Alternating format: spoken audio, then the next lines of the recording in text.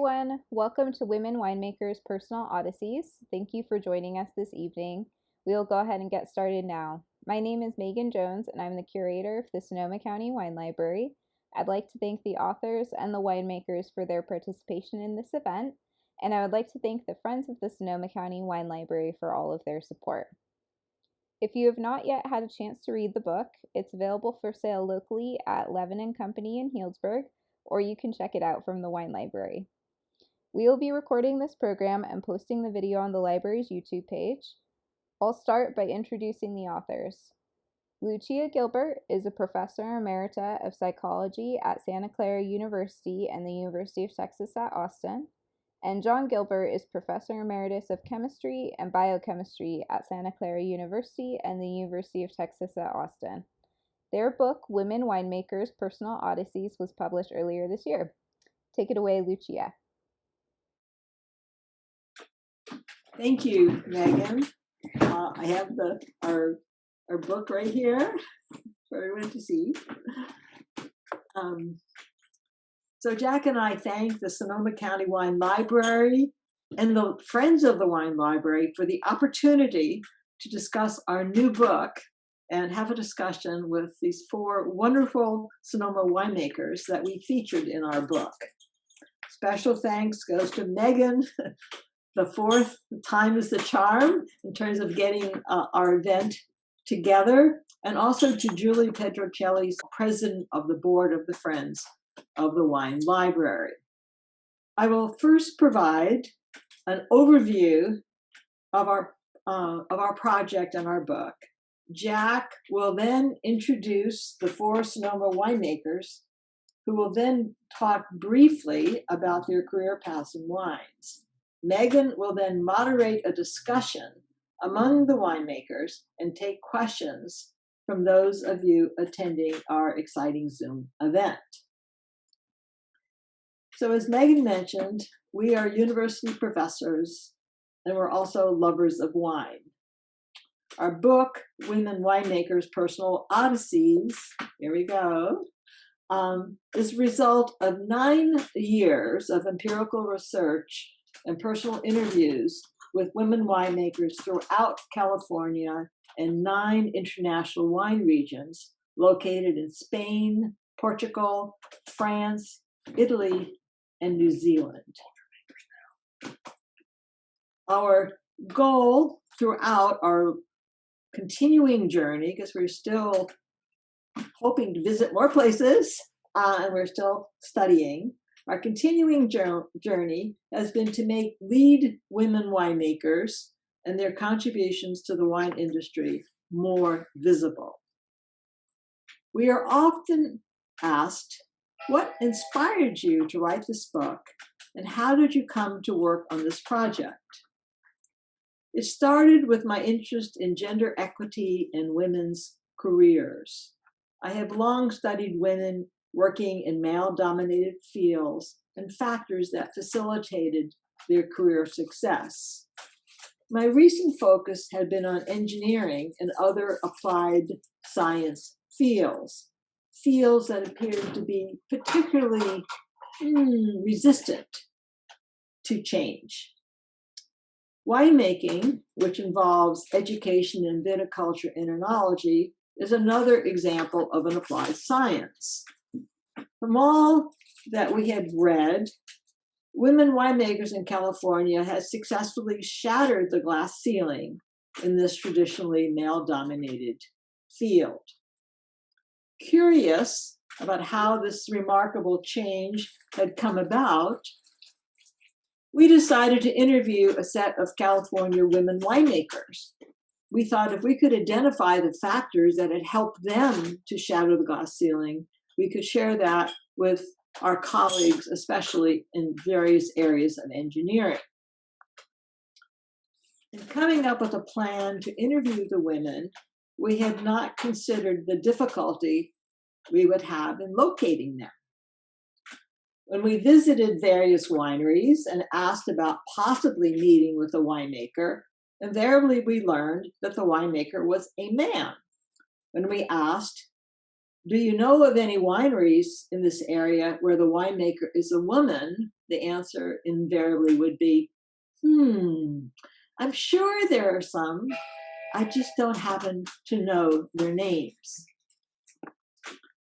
Well, these consistent experiences convinced us that our next important project should be identifying the women winemakers and making their contributions more visible.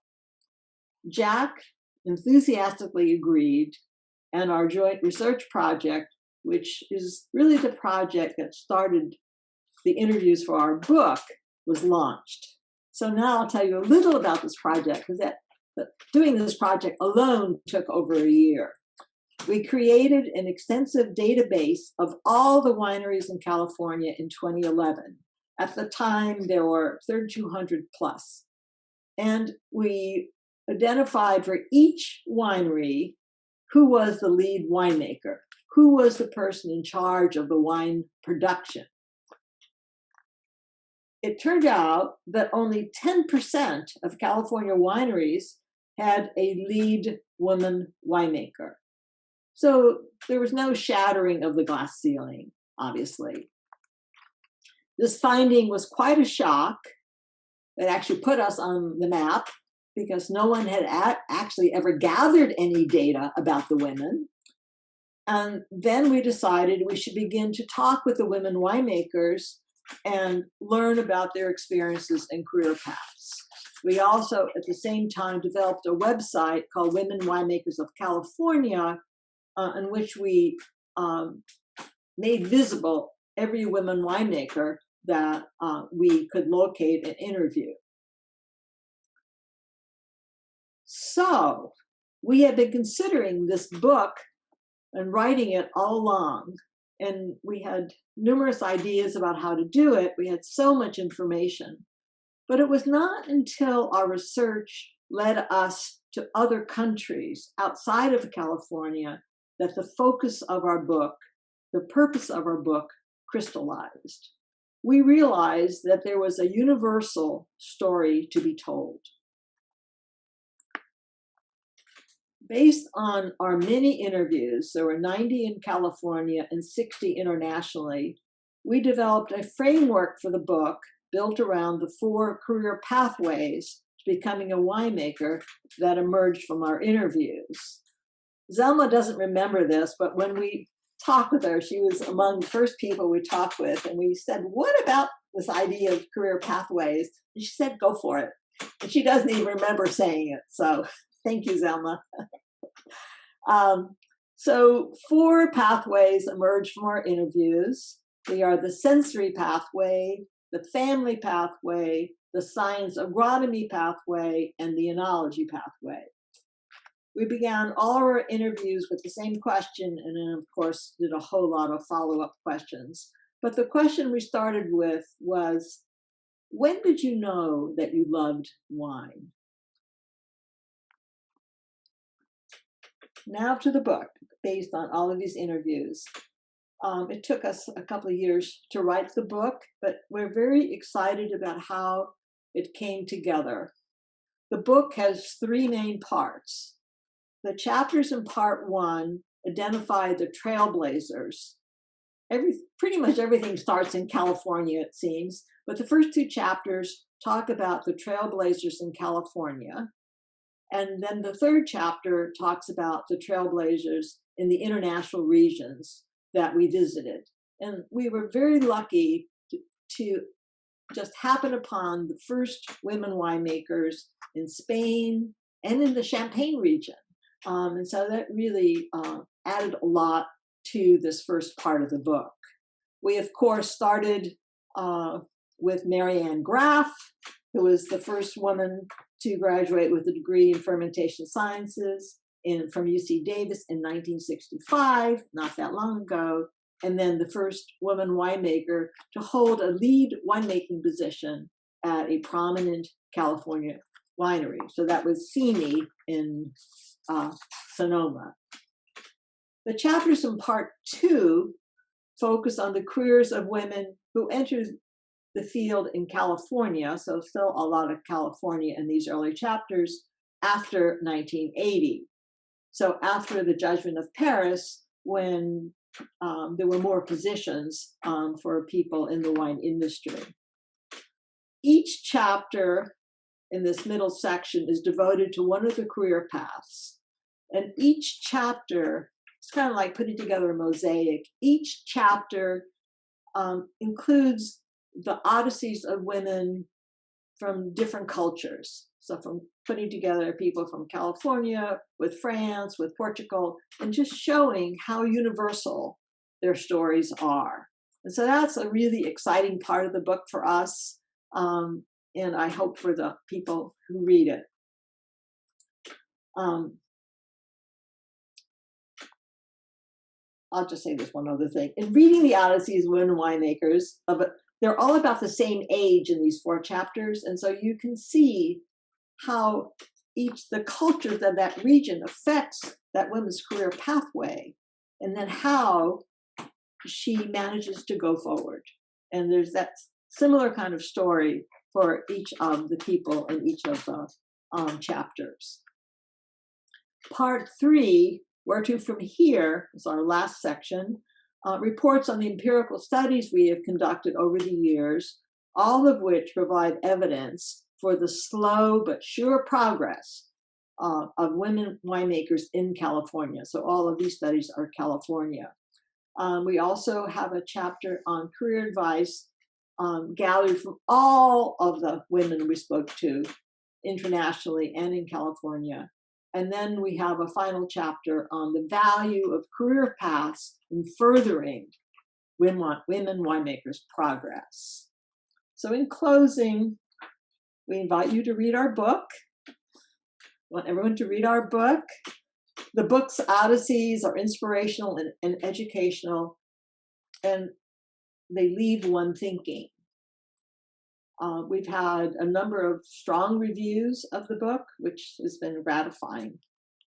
Jack and I believe that learning the names, the stories, the cultural challenges, and the varied career paths of women will further challenge and change the cultural traditional view that women do not have a central role and place in producing wine. So now Jack will introduce our winemakers, and we are going to change chairs.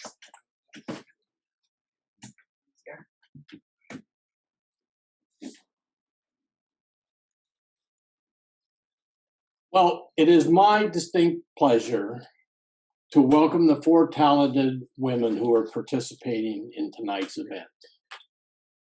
After making a few brief comments about each of them, I'll ask that they talk about their respective careers and the wines they produce. Zelma Long is an icon in the wine industry with some 50 years of experience in it. Among the 8 women at the forefront featured in our book's first chapter, and entitled California's Trailblazing Winemakers, the years 1965 to 1974, she was only the second woman to enroll in an enology-related degree program at UC Davis. Zelma's career has encompassed experience as an enologist, winemaker, and CEO and president of a winery. She is now co-owner of Elefante Winery in South Africa and continues working as a consultant.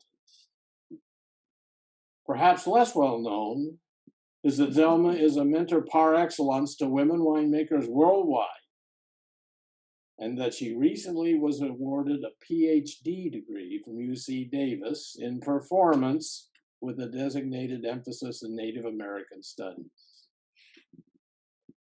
Margaret Davenport is another of the trailblazers featured in our book and appears in chapter 2, which covers the years 1975 to 1979.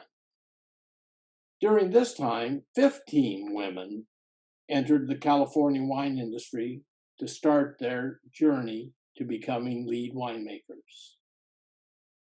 Margaret came to winemaking with a background in biochemistry, joining CME as a lab tech in 1980 after working several years at a medical center. Coincidentally, her boss at Simi was Zelma, who was the winemaker there at the time. Following Zelma's advice, Margaret earned a master's degree at UC Davis and ultimately became director of winemaking at Clos du Bois, an experience she loved and views as the highlight of her career. Carol Shelton, another trailblazer who also appears in Chapter 2, enrolled in the Enology and Viticulture program at UC Davis and studied with Anne Noble, the well-known sensory scientist. I should mention that Carol followed one of the 4 pathways we identified from our many interviews with women winemakers. The sensory pathway, coming to love wine from aromas or from tasting them.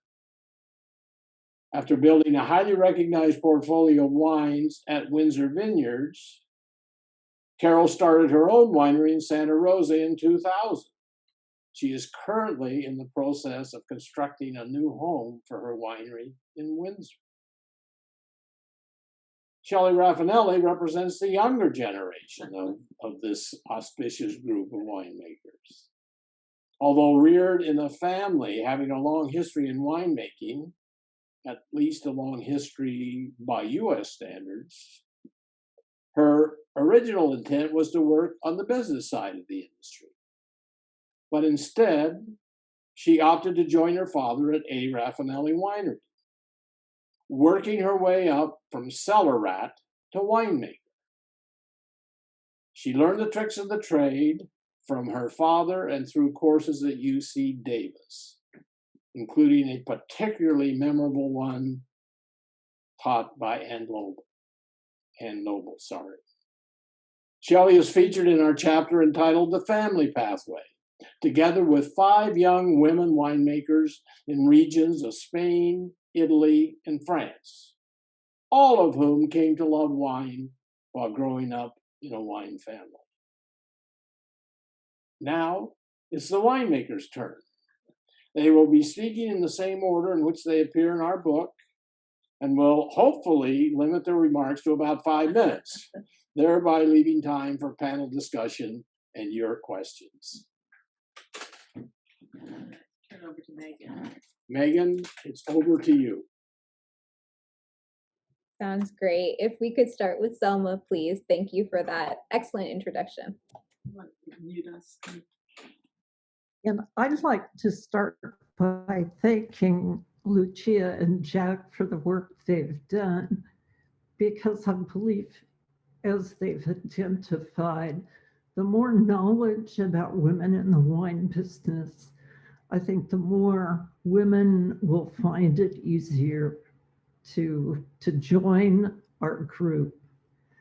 I have indeed been making wine for 50 years. I started as an intern in 1970 at Robert Mondavi Winery. I worked my way up to chief enologist. Was there for 10 years. In the process, started a small winery, Long Vineyards, with my husband, making fine Chardonnay. Moved to Simi, became the winemaker, and as Jack identified, moved up to run Simi Winery. I was at Simi for 20 years, but about 17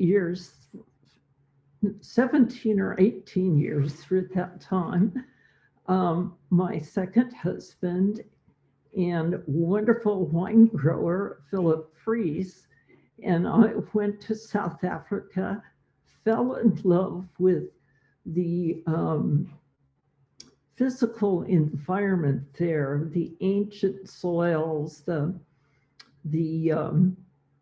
ocean climate from 2 great oceans, and thought it was a great place to make world quality wine. And we have a vineyard that's about 50 acres of Bordeaux varietals. And we make 2 blends. One is a Merlot Malbec-based blend with Cabernet. The other one is a Cabernet-based blend with Merlot, Malbec, and Cabernet Franc. I think looking back over that time, it's been enormously rewarding to work in a business that starts with the soil, in the environment, in the plants, in the food that those plants produce, and to realize that those plants express themselves differently. The fruit is different depending on where it grows and how you grow it. And so when we talk about wine growing, we really do mean that it starts with the vines, and that there's a tremendous amount that can be done to enhance the vine's ability to produce the wines that are the very best for the site that they're in. And then as a winemaker, you can carry that forward. So the other thing about that I've often thought is that I think as a people, we don't realize how closely tied our food is to our soils and our climate. But because wine goes through the alcoholic fermentation, it essentially protects the intrinsic chemistry of the wine that comes through the soil and the growing conditions. So we can actually compare wine from one site to another in a way that it's hard to do with lettuce or strawberries, except in a very short period of time. So it's such an incredible business, since it is tied to agriculture. And at the same time, it's historical.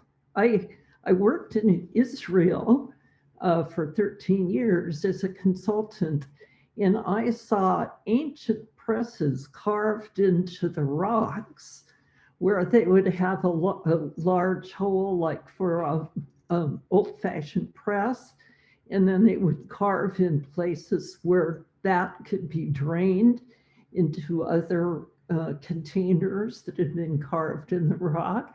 So it's this great history. It's a very, very special business. All right. Thank you so much, Selma. We'll turn it over to Margaret now.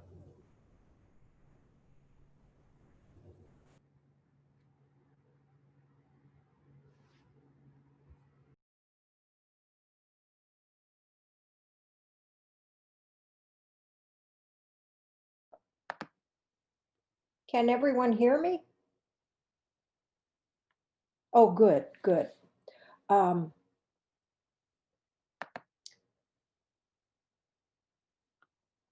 really appreciated very much my career in wine. It came to me, I think, naturally, in that I first got acquainted with wine when I was really a young child, because my mother's parents made homemade wine. They were immigrants from the Ukraine, and my father's parents would make a trip to California every year on the train back in those days, and they would take back a case of red wine from Louis Martini and a case of white wine from Winty. And we enjoyed those wines at holiday dinners because, of course, they came during the holidays. And even at that time, I somehow or other, I kind of realized the connection between wine and food. And it stayed with me. and it became kind of a serious hobby when I lived in San Francisco. And I had a good friend from Davis who I ran into again when I worked at UCSF, and he was doing research in the same lab that I was working with, and his interest in wine had grown, and he took me to tastings downtown in the Embarcadero at the old Draper and Esquin wine shop, and I would always send people there. I said, you know, if you want to know about wine, go to a good wine store. Tell them you want to learn. Tell them what you're going to be eating, if you know, or what area of the world you're interested in. And that's the beginning. Then it's just all up to you and your sense of taste and smell. So when I moved up to Sonoma County, I didn't want to look for jobs in any wineries, although I did meet Marianne, I think in 1977 or 78. And she told me there weren't very many jobs except working in a lab. And I thought to myself, well, I'm kind of tired of working in a lab. I'm afraid, Jack Gilbert, sorry to say this, but I found basic research very slow and very just, I guess I needed something more substantial than my name in an article in a journal to show that I'd done something to myself. And so when I went to see me that first harvest that I worked there in 1980, and I met Barbara Lindblom there, who was the Zelma's lab director. And she met me in the old lab because they were building a new fermentation cellar and new labs and offices. And I remember walking into that room in a July day where it was so hot, and I was walking into the barrel cellar. And I went through these huge old redwood doors, and the smell, you know, you you just never forget that smell. And I ended up working there at night because Zelma, you had gotten a new wine press. Gosh, I can't remember the name of it now. And I was taking samples, and we were looking at phenols and pressing times and press cycles and all of that.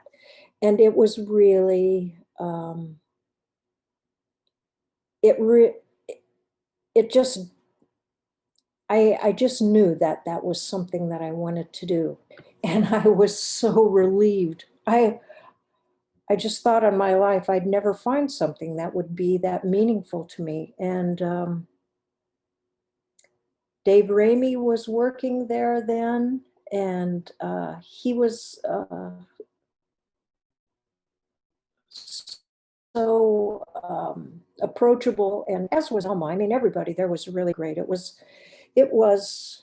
kind of spoiled me because it was the most friendly and open and such a learning environment. I can't say all my jobs have been that way, but mostly it's a wonderful thing to do, especially when now I have my own small vineyard up on Rockpile, and I made wine. After I left Clos du Bois, I started making my own wines and had my own label, and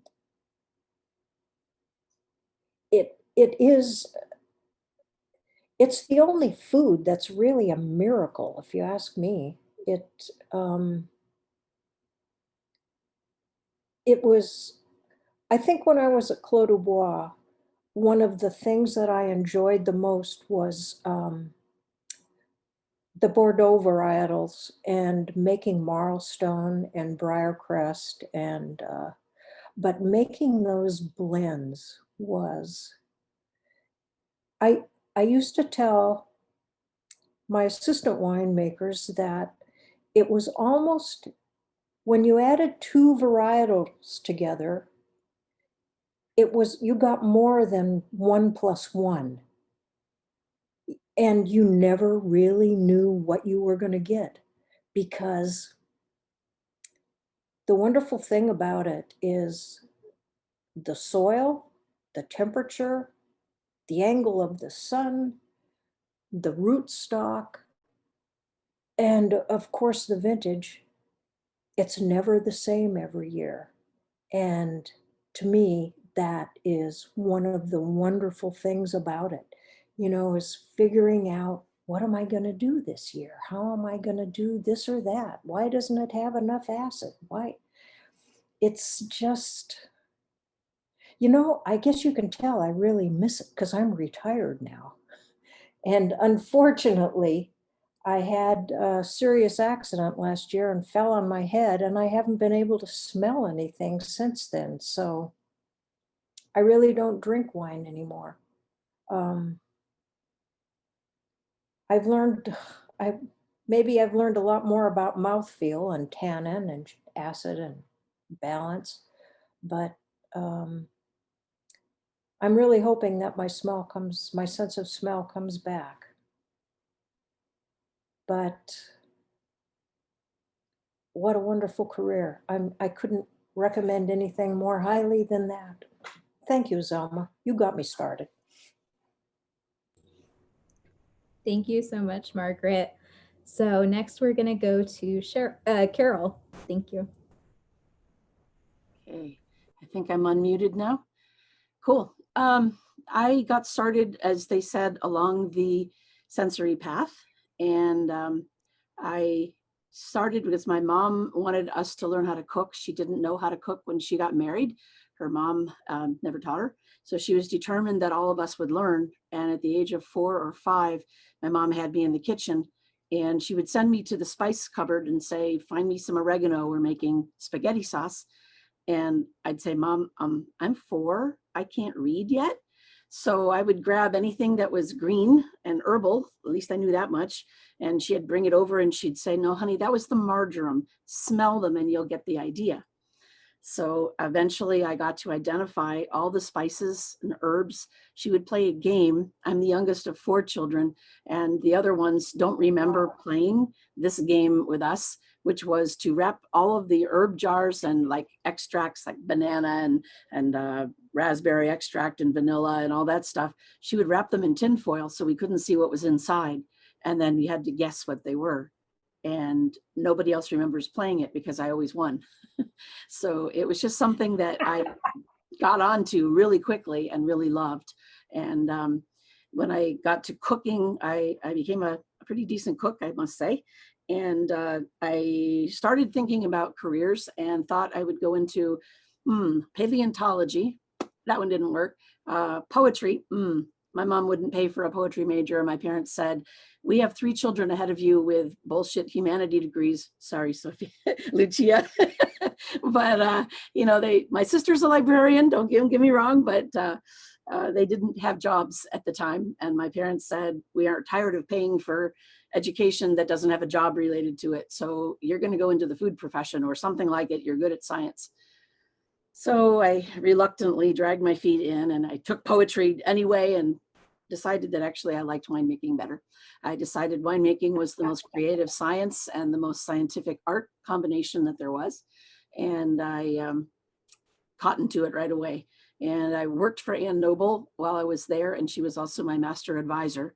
I did a lot of her sensory evaluation panels. In fact, George Bursick, who used to be out at Frei Krano, was doing his master's research under her. I don't think he ever finished his thesis, but I ran all of his taste panels for viscosity in mine, which is something I actually work really hard on.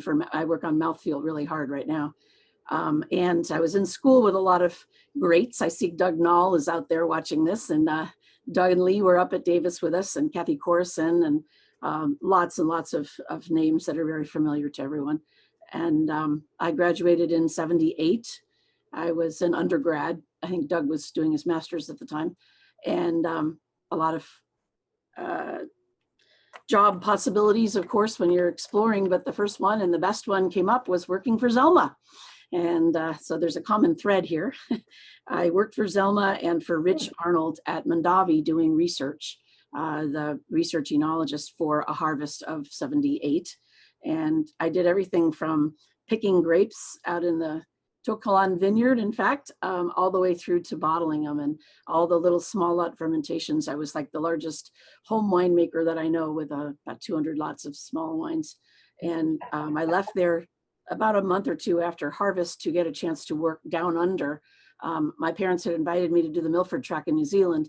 And I said, oh, my opportunity to do a spring harvest, which obviously the opposite seasons, opposite hemisphere. So I was bored at the pH meter one day. Yes, lab work can be very boring in Mondavi's lab. And I was working with Barbara Lindblom also and Paul Hobbs. And I heard an Aussie accent and I said, oh, I should talk to this person. And he was coming through on a tour with his wife, and it was Peter Lehman. And he was the head winemaker for Saltram's, which is in the Barossa Valley. And it had just been purchased by Seagram's. And I was hired by Peter on the spot when I told him, did he know anybody that might have a job? And he said, you can stay with us. I'll pay you room and board. And I said, oh, room and board's better than anything. And when I got there, he ended up paying me dollars as well. So it paid my way over and back, and traveled all over Australia, New Zealand, had a great time, came back, worked in another small lot situation in the Central Valley. But then I finally got to Sonoma County as the enologist for Buena Vista Winery for a year, where I was very fortunate to work for Andrei Chelichev. And I don't have to explain to you guys who Andrei was. That was quite a great gift to me. He managed to put a lot of the romance back in. I had worked for a union winery in the Central Valley and a union winery in Australia. And I was a little disillusioned because it seemed like this wasn't so much of an art. These people were actually working for a paycheck and they didn't care what the wine tasted like. But for me, it was all about the art of it and the tasting, and I needed that. So he put a lot of that back in. He would kiss my hand and he'd waltz into the lab and he would say, how are the ladies in the lab? And he'd look right past me and I'm looking around, I'm the only one here. Is he losing his mind? And then he said, no, the girls are out in the vineyard. The ladies are here in the lab, are here in the cellar, in the barrels and in the tanks. So he was referring to the wines. And he had a way about him, along with a big cloud of cigarette smoke, but we got through that. And he also taught me to put the finishing details into wine. Wine does not make itself. Anyone that tells you that is full of it. Occasionally you're lucky and something might turn out well if you don't finish it up, but really making a great wine and polishing it takes work and takes a lot of nurturing. And just like you have a child you raise, you don't just throw that child out into the world without school, without proper discipline and proper manners. And I teach my wines to have manners. So I left there to go to Windsor Vineyards, which was Sonoma Vineyards and Rodney Strong, all one company. And for the first 10 years, I did winemaking on both the Rodney Strong and the Windsor side, and was the sole person who had the enology background and did all the lab management and everything. I actually got the job, by the way, because Dave Ramey told me about it when I was looking. Another connection. He was still at CME at the time. And I went from, after the first 10 years, they needed to split the two brands. So Rick Sayre became the winemaker for Rodney Strong, and I was the winemaker for Windsor. And I did all winemaking decisions and still ran the lab. Rick ran the cellar. It was a pretty good division of labor, but eventually the marriage kind of got tired. I was there for 19 and a half years. And it was time to go out on my own with the change of the millennium. And in 2000, I started my own brand. And my husband had been pushing and pushing and pushing for me to do this. He said, you're never going to get acknowledged. You'll always have the guy getting the credit for what you do. And that really came home to me. I would be badgered enough in board meetings, and they had me crying, which is really something you're not supposed to do. But I I couldn't help myself. It was just in a really bad place. I had put my heart and soul into something and was not appreciated, and was just being accused of things that weren't true. So I finally came to a head when I did the California State Fair. I was accustomed to winning a lot of medals, and for Windsor Vineyards, I won more medals than anyone in the country for 10, 15 years. And in the last year I was there, or the last couple of years, I was trying to get this award that the State Fair had created called the Golden Winery Award. And you win more award points than any other winery entered. And that's based on the color of the medal, how many golds, how many better than golds, best of classes and all that. And what percentage of the wines that you entered won medals, high medals. And they had some crazy scoring system. And every year I would fall short, but I finally got it in about, I think it was about 96 or 97. I got this award. Actually, no, sorry, it was in 98. I got the award, and I came home thinking they're finally going to acknowledge me. This is like proof that I made all these decisions. I am the one that earned this medal, or this trophy, a little golden bear trophy. And instead I found a huge bouquet of flowers on Rick Sayer's desk that said, "Congratulations to the winemaking team," and did not mention my name whatsoever. And at that point, I knew it was done. I was always going to be the short blonde in the lab who didn't make an impact on winemaking and never got the credit for what I did. And I'm not whining about it. It's just a fact of life. And in fact, after I left Windsor, I knew I was going to start my own, but I was still kind of entertaining job interviews because it takes a lot of money to start your own winery. And I thought, well, I could do some other jobs. So there was a recruiter, I won't tell you who, but she knew of a very well-known job, very well-known winery that was looking for a winemaker. And when she proposed my name to the owner of the winery, he said, "Oh, you mean that little blonde in the lab?" Okay, that proved it right off the bat. I just knew at that point it wasn't going to happen. And I working for another person, and I had to make it happen for myself. And ironically, when I told them I was going to leave Windsor, they said, "Oh, good, we're selling Windsor to the Australians, to Beringer Blass. So your label will be no more, except they're going to bring in their own winemaker, an Australian woman." And she was spicy too. She had a lot of arguments with them. But I was told I was not allowed to talk to her as long as I agreed to a year's severance and a silence policy about all the things that had happened when I was there, because I probably had some pretty good material for some lawsuits. So I kept my mouth shut, and I got a full year's salary and my bonus and a lot of money, and it paid for all of my grapes and barrels the first year. And it was really started me off. So at that time, Tom Klein is the one that owned the winery, and I always call my winery, it's the house that Tom built, because I wouldn't have had the funds to start my own brand if it hadn't been for Tom Klein. And I started with just 3 Zinfandels, and asked a lot of my friends what would they do, all the people I'd gone to Davis with, if they were to start over again with their own brand, what would you do differently? And they all, to a person, said, start bigger if I could. So I started at 1,800 cases. I am now about 18,000 cases, and started with 3 SKUs. Now I have about 16, and I am half Rhone and half Zin. So, and a little bit of Chardonnay now and then, just a pinch. But we are planning to build a winery in Windsor. Our planning commission meeting is coming up in December. It's about the 4th planning commission meeting, I think.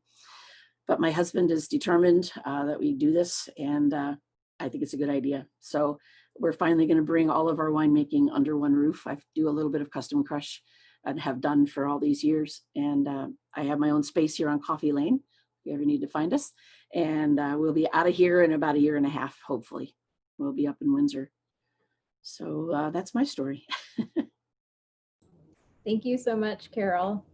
All right, and now we're going to go to Shelly.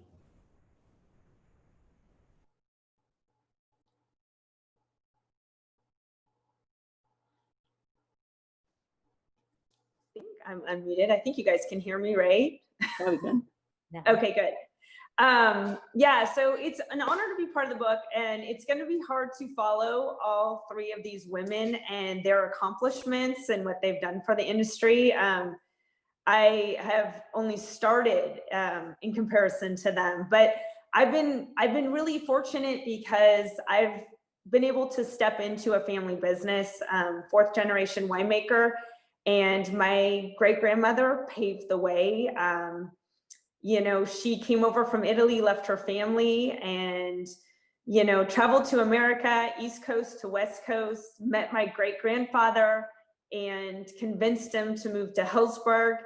And she actually was the one who knew how to grow grapes and make wine, and she taught him everything. And, you know, here we are today, still deeply rooted in Dry Creek Valley in Sonoma County.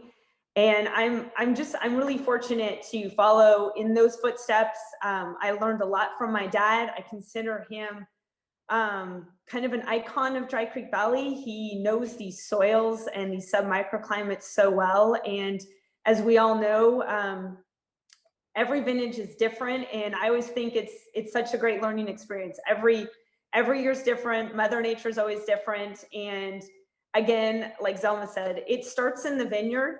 And it helps that I'm married to the vineyard manager. My husband, we met in college. We were both agricultural business majors. And at the time he met me, I introduced him to wine, and he was not sure of his career pathway. So he quit school and came and worked for my dad and actually lived in my room at home while I was still in college.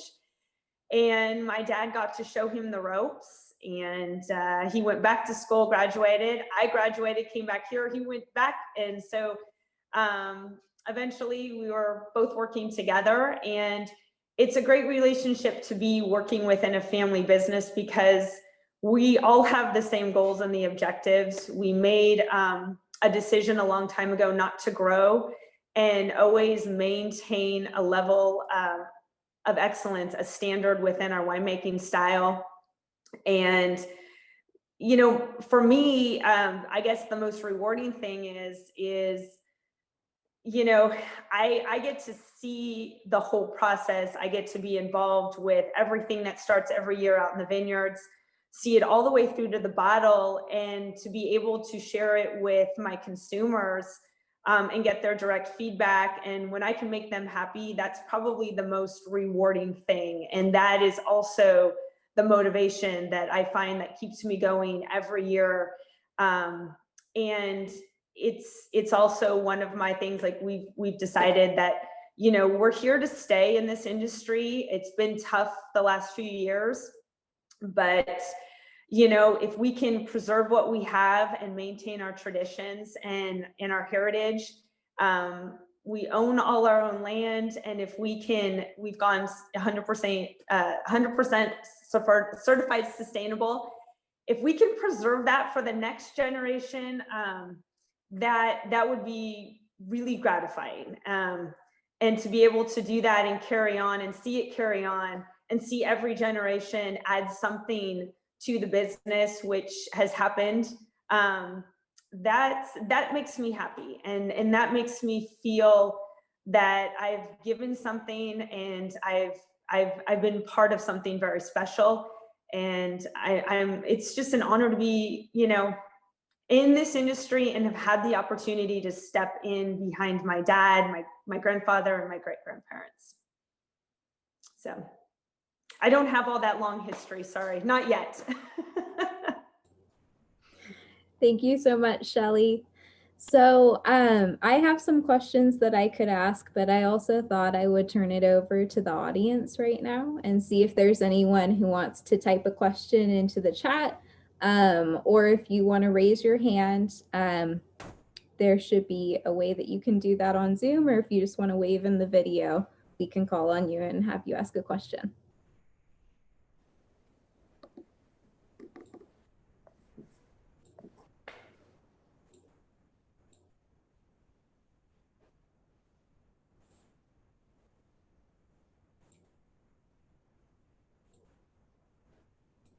All right, well, I've read about all of you because my parents are Lucia and Jack, but I'm not going to miss a chance to actually ask you all a question myself. First, I want to say thank you so much for sharing about your lives and your professions.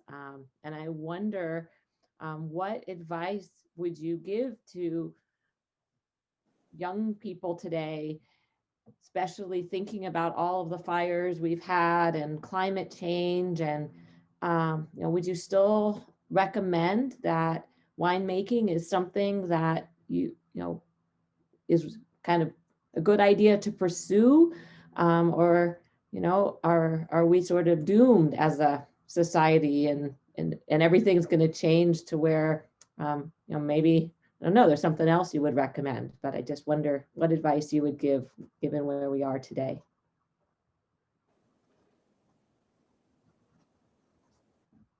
Oh, I'll go then. I guess the advice I'd say is you've got to be adaptable. You've got to be open-minded because it's constantly changing. I've been in this now for 24 years after graduating, and for a while it just kind of rolled along, and it wasn't easy, but it was normal, and it was predictable. And now all of a sudden, like in the last 4 or 5 years, it's just one thing after another, and it is very unpredictable. But if you can just be open-minded and always wanting to learn, because technology and the information out there is giving us so many options, not only in the vineyard, but in the cellars.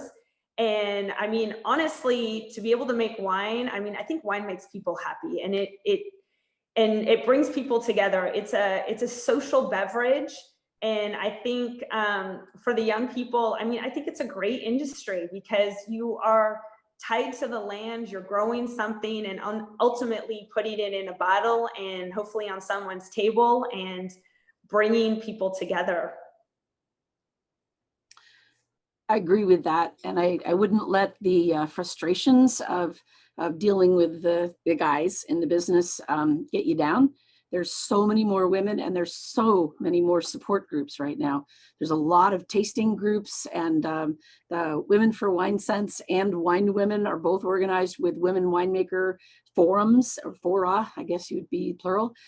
We meet like every couple of months or sometimes once a month during the less busy time of year, if there is one. And we share information on topics. We bring in speakers. We do a lot of things to help build careers. Even if you're old like me and you don't need to build your career, you still got, you can help out with mentoring other women. So one of the things I'm going to try to do with the winery in Windsor whenever I get it done is to make it an incubator for young women coming up in the business who are not able to finance their own little startup. And so I'm not going to pay for their grapes and stuff, but I will give them a place where they're working for me and they can produce a small lot of wine and take it all the way to the bottle, hopefully, and learn a lot from it. And I'll coach them as best I can. So there's a lot of coaches out there. That's great. That's great, Carol. Should be fun. I feel like I can learn as much from them because they bring a lot of the new technology and stuff. So there's always new technology. And that's one of the things that's best about this business is there's so much to learn. And I actually got that, I think, partly from Ann Noble, because she taught me the sign of a true professional is someone who never stops learning. When you go home at the end of your workday, you're still reading professional journals or talking to your colleagues and learning more and more. But I also learned it from Zelma because she put together that experimental program at Mondavi that was phenomenal. And we were doing things like thinning trials, and there was a bird poison that made birds throw up if they ate grapes called Nagerol. And we made, I mean, who would have thought of trying all these things out? And she had a very fertile and creative imagination for that. So thanks, Zelma.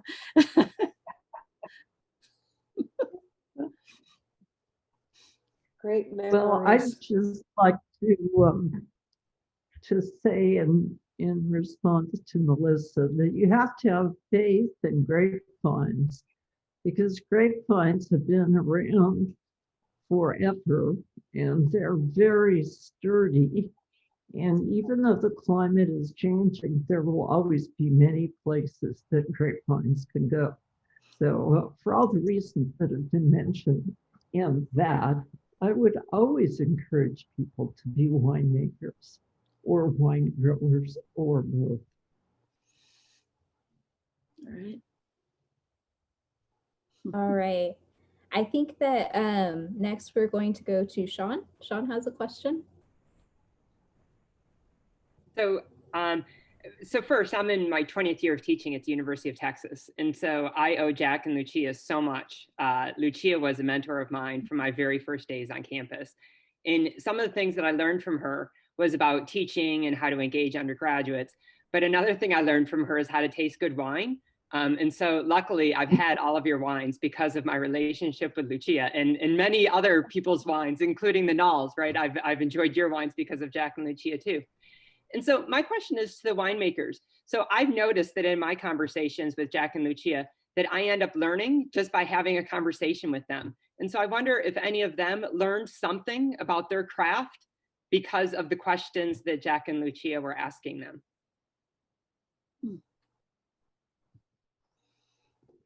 Wow. Well, I could say yes, and I could go further and say that through my life, I've had people questioning me, for example, the press about, or people in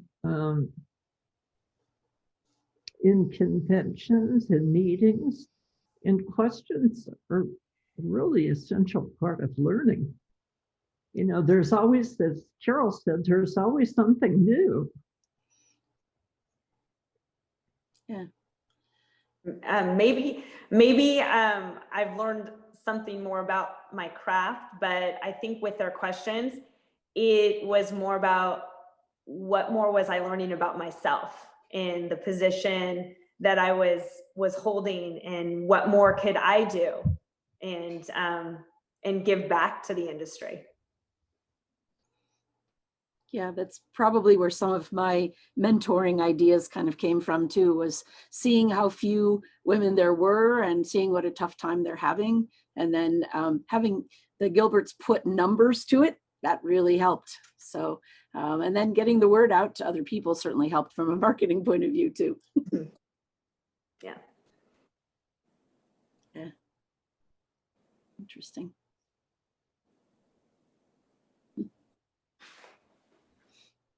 Can I jump in? I have a question for Lucia. You mentioned during your research, only 10% of the women you talked with at the time were in lead positions. I was wondering how long ago that was, and if you've seen any changes over the years. I heard a stat recently where now 10% of women winemakers now own their own label and their own winery. So it seems like, even though that's still a low number, things have progressed a bit over the years. Well, that's a very good question. And that 10% figure of women owning their own wineries, I do think that comes from our 2011 study where we talked about women winemakers who are owners. And so that number is actually a little higher now, but we just completed a study in 2020 about the percentage of California women winemakers, and that number is now up to 14%. And so that's very good. And actually, this is very interesting, and we don't have a true explanation, but it's 17% in Sonoma and 17% in the Santa Barbara region, but it's still flat at 12% in Napa. And we have lots of explanations for that, but we don't really, I mean, they're just, you know, hypotheses about why that may be the case. And actually I can, if you want, I can send you the exact numbers on, in comparing women winemaker owners with male winemaker owners. And proportionally, there actually are more women, more female winemaker owners than male winemaker owners. But because there are fewer women winemakers, the you know, it's just proportional. So we're just talking proportionally. But thank you for that question. Oh yeah.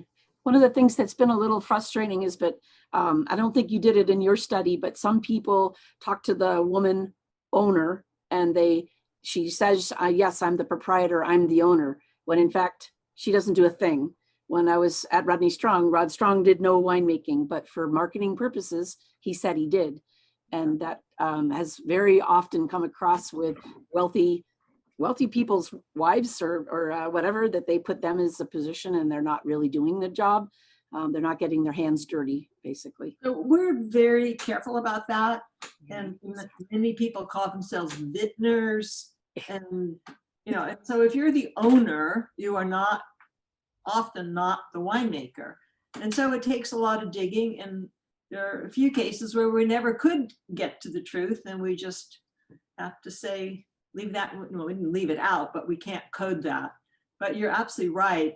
And one of the things that bothers me right now is, well, it doesn't, there are a lot of things that bother me, but not for this conversation. Well, I will say in doing my radio interviews, there are sure a lot of assistant women winemakers, and Absolutely. at some point they're all going to explode onto the industry, and it's going to be a whole bunch of head winemakers now that will be females in the future. So it's got to be happening pretty soon because there's so many assistants out there right now.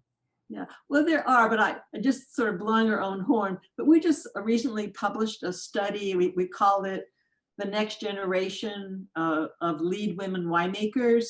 And we looked at the women who became lead winemakers in the last 9 years since our 2011 study, and looked to see what their career paths had been. And of course, a number of them had been assistant winemakers who moved into the lead winemaking positions. And there were two paths that they seemed to follow. And some of them maybe have been on your radio show, but one path is they were hired in as an enologist at a well-known winery, and they'd been there for 9 years, and now they went from enologist to assistant winemaker, associate winemaker, and now the head winemaker is leaving, and they now have the position. And so there are a good percentage of those. And the other are winemakers who've been in the industry for a long time, and now they're retiring. And women are competing for those positions. And so those assistant winemakers that will be competing for those positions in a few years. Yeah. So what is your radio show? Well, I'm not here to promote my radio show. I know. But is it the one that goes with Wine Women Radio Show? That one? No, but I know those ladies very well, and I've also worked with Women for Wine Sense. But my show is called On the Wine Road, and Carol and Shelly have been on my show before, and both were incredible guests. And it's broadcast locally on KSRO in Santa Rosa and in Napa on KVON, and a podcast as well, On the Wine Road podcast. We'll need to look into that and follow you. Thank you. Thank you. Some more questions except before. I haven't seen. Oh, go ahead. I haven't seen any more questions in the chat, so I wanted to see if there was one last call for questions from the audience. I have one that's kind of specific, but it had someone should ask about wine. I feel like, and what's in my glass. So this is actually for Margaret. First thing I'll say is I love how you mentioned the Marlstone, because that was my sort of aha wine, was the 90 Marlstone. But I am drinking. I don't know if I can get this in the camera without. It is the 97 late harvest Semillon from Clos du Bois, which I believe you were making that. And I was curious if you had any memories of that. Obviously, I don't remember is a completely acceptable answer considering you've made a lot of wine over the time. But if you had any thoughts on that, on the wine in my glass, shall I say?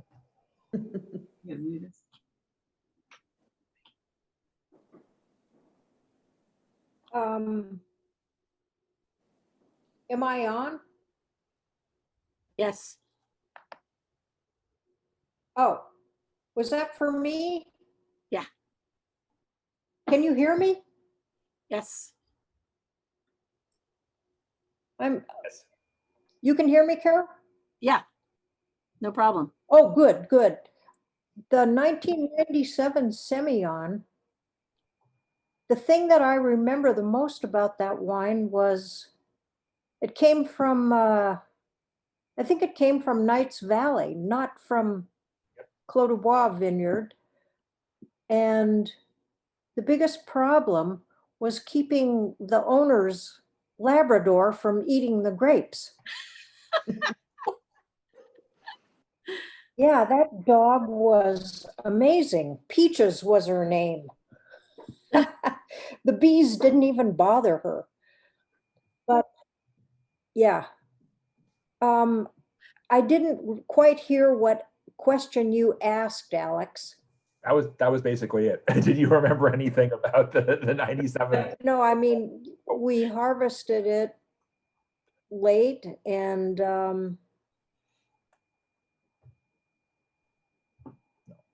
yeah, my internet is really bad. No, that was the gist of the question. Just if you had any memories or thoughts on that. Thank you. That's a good one. Oh, yeah.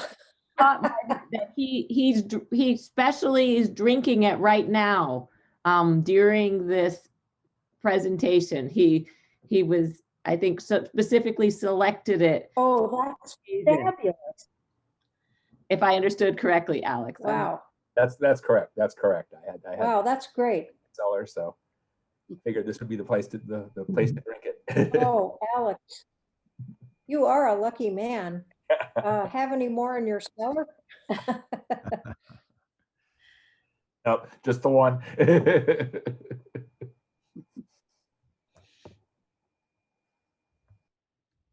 All right. I think I don't see any other questions that have come in. So I'm going to go ahead and say thank you, everyone, for attending. It was an excellent event, and I want to thank all of the panelists for doing just a fantastic job sharing all of their stories tonight.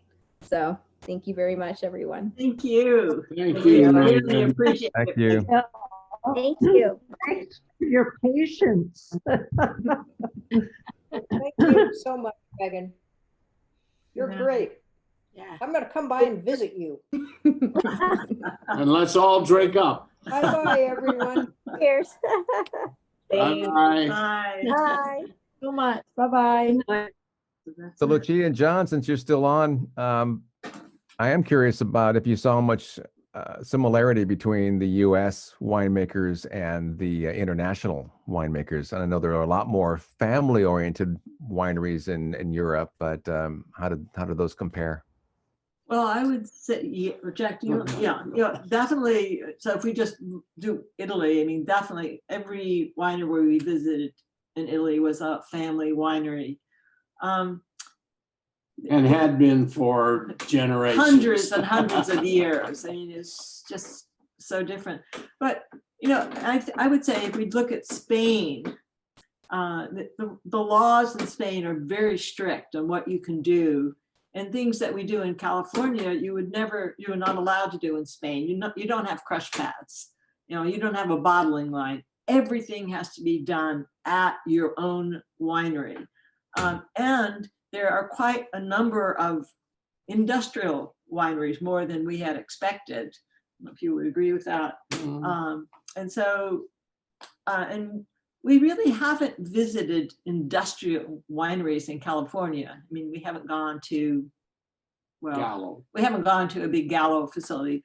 Probably, we've gone to some large ones, but not really a huge winery. Like went to Cordonu, and that is, it's just unbelievable. I try to avoid those myself. Yeah. Yeah, so there were similar, I would say there were more similarities in terms of the women and their verve and how much in Spain you have to have so much education in all the countries, but their education and their determination and having to deal with a lot of the cultural norms So that was a similarity. But Jack, do you want to add to that? I think you've covered it very, very Okay. well, as usual. Well, did you have some observations that you've made? I haven't been to too many international markets, unfortunately, but yeah, I just imagine it was quite a bit different over there since they have such a longer history of the family or situation. Well, what's so interesting, speaking of families, in the Champagne region, we visited the only 4 chef de cave women that there were, and at the time, now it's 5. They were huge, right? And then we visited women in the family-owned champagne houses where they do everything. So there's just this contrast, and maybe that's similar in the US, except that these women, many of them became the winemaker there because the father had left the land, there weren't any sons, and they wanted to continue the family, and they loved it. There isn't that kind of parallel in the US. You know, Shelly is one of the very few women winemakers that's from a family winery of over 100 years in California.